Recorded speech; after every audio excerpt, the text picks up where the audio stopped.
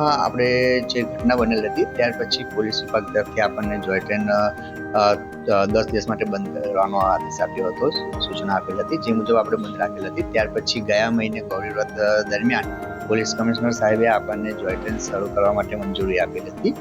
ત્યારબાદ આપણે કોર્પોરેશનમાં મંજૂરી માટે લેટરને આપેલું છે, પણ ત્યાંથી પરમિશન નથી આવી. એટલે અમુક જે સૂચન કોર્પોરેશન દ્વારા આવ્યા હતા એ મુજબ આપણે બીજી પણ રેલિંગ લગાવી દીધેલ છે. હવે આગળથી એમની મંજૂરી આવે એની આપણે રાહ જોઈ રહ્યા છે. મંજૂરી આવશે એટલે આપણે જે આગળ પાર્કિંગની બહારનો સ્પોટ છે ત્યાં આગળ લગાવી છે, પછી મંદિરની આગળના ભાગે લગાવેલ છે. એ સિવાય આપણે જે બાલવાટિકા છે એ બાજુ પણ આપણે રેલિંગ લગાવેલી છે, 500 ફૂટ જેવી આપણે લગાવી. બસ હવે આપણે રાહ જોઈએ છે કોર્પોરેશન તરફથી મંજૂરી આવી જાય એટલે આપણે જો ટ્રેન વહેલી તકે ચાલુ થાય એવું આપણે ચાલુ છે. હવે 2 દિવસ પછી રક્ષાબંધનનો પણ તહેવાર છે અને હવે આ તહેવારોનો સિઝન આવે છે, જન્માષ્ટમી આવશે, જેને લઈને પબ્લિક પણ ગાર્ડનમાં આવતી હોય છે.